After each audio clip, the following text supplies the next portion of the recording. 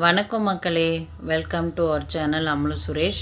நம்ம இந்த வீடியோவில் டேஸ்டான மட்டன் குழம்பு எப்படி செய்கிறதுன்னு தான் பார்க்க போகிறோம். சாதத்து கூடவும் சப்பாத்தி கூடவும் சாப்பிட்டா சூப்பராக இருக்கும். இந்த சுவையான மட்டன் குழம்பு எப்படி செய்கிறதுன்னு பார்க்கலாமா? வாங்க வீடியோக்குள்ளே போகலாம். ஃபஸ்ட்டு அடுப்பு பற்ற வச்சுக்கலாம். நம்ம ஒரு குக்கரை வச்சு குக்கர் சூடானதுக்கப்புறம் தேவையான அளவுக்கு எண்ணெயை சேர்த்துக்கலாம். எண்ணெய் சூடானதுக்கப்புறம் கருவேப்பிலை சேர்த்துக்கலாம். கருவேப்பிலை பொரிஞ்சதுக்கப்புறம் நம்ம பொடிசாக கட் பண்ணி வச்சுருக்க ஒரு வெங்காயம் சேர்த்துக்கலாம். வெங்காயம் வதங்கினதுக்கப்புறம் நம்ம பொடிசாக கட் பண்ணி வச்சுருக்க தக்காளி சேர்த்துக்கலாம். தக்காளி பச்சை வாசனை போகிற அளவுக்கு நல்லா வதக்கி விடலாம். தக்காளி நல்லா வதங்கிடுச்சு. இப்போ இஞ்சி பூண்டு சேர்த்துக்கலாம். 2 ஸ்பூன் இஞ்சி பூண்டு சேர்த்துக்கிட்டா போதும். இஞ்சி பூண்டு பேஸ்ட்டு பச்சை வாசனை போகிற அளவுக்கு நல்லா வதக்கி விடணும்.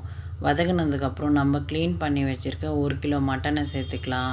மட்டனை சேர்த்துட்டு தேவையான அளவுக்கு மஞ்சள் தூள் சேர்த்துக்கலாம். அதுக்கப்புறம் 2 ஸ்பூன் பெப்பர் போடணுங்க.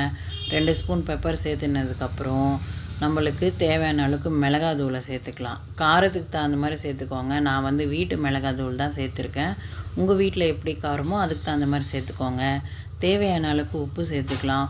உப்பு சேர்த்ததுக்கப்புறம் எல்லாத்தையும் கலந்து விட்டுக்கலாங்க. அப்போ தான் மட்டனில் மசாலா சேரும். நல்லா வதக்கி விடலாம். வதங்கினதுக்கப்புறம் நம்ம எந்த அளவுக்கு வதக்குறோமோ அந்த அளவுக்கு டேஸ்ட்டும் ருசியும் இருக்குங்க.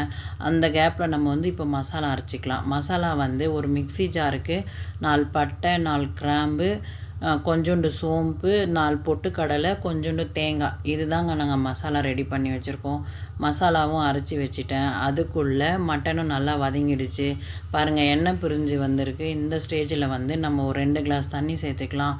தண்ணி சேர்த்துட்டு நல்லா மிக்ஸ் பண்ணி விட்டுறலாம். நல்லா மிக்ஸ் பண்ணதுக்கப்புறம் விசில் வச்சிடலாம். நாங்கள் வாங்கின்னு வந்திருக்க மட்டனுக்கு ஒரு 5 விசில் வச்சா போதுங்க. நீங்கள் மட்டன் எந்த மாதிரி இருக்கோ அதுக்கு தகுந்த மாதிரி விசில் வச்சுக்கோங்க. நான் விசில் வச்சுட்டேன். 5 விசில் வந்துடுச்சு. விசில் வந்ததுக்கப்புறம் எப்படி இருக்குன்னு நம்ம ஓப்பன் பண்ணி பார்க்கலாம். பண்ணியாச்சுங்க. மட்டன் பாருங்கள், சூப்பராக வெந்திருக்கு. நல்லா வெந்திருக்குங்க. எலும்பு எல்லாமே மொத்தமே வெந்திருக்கு. நல்லா இருக்குது. இப்போ நம்ம அரைச்சி வச்சுருந்தோம் இல்லையா, அந்த மசாலாவை சேர்த்துக்கலாம். மசாலாவை சேர்த்து நல்லா மிக்ஸ் பண்ணிடலாம். மிக்ஸ் பண்ணதுக்கப்புறம் ஸ்டவ் மேலே வச்சு நல்லா கொதிக்க விடலாங்க. ஏன்னா பச்சை வாசனை போகணும் இல்லையா. நல்லா கலந்து விட்டுட்டு அடுப்பு பற்ற வச்சு அடுப்பு மேலே வச்சுருங்க. நம்ம தேவையான அளவுக்கு கொஞ்சம் கொத்தமல்லி சேர்த்துக்கலாம். கொத்தமல்லி சேர்த்து இது பாருங்கள், நல்லா கொதிக்குது. கொச்சாதாங்க அந்த பச்சை வாசனையே போகும். கொச்சதுக்கப்புறம் நம்ம மட்டன் குழம்பு ரெடிங்க.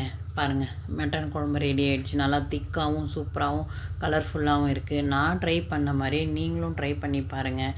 என் சேனல் ஃபஸ்ட் டைம் பார்த்துட்டு இருந்தால் சப்ஸ்கிரைப் பண்ணுங்கள், லைக் பண்ணுங்கள், உங்கள் ஃபேமிலி அண்ட் ஃப்ரெண்ட்ஸுக்கு ஷேர் பண்ணுங்கள்.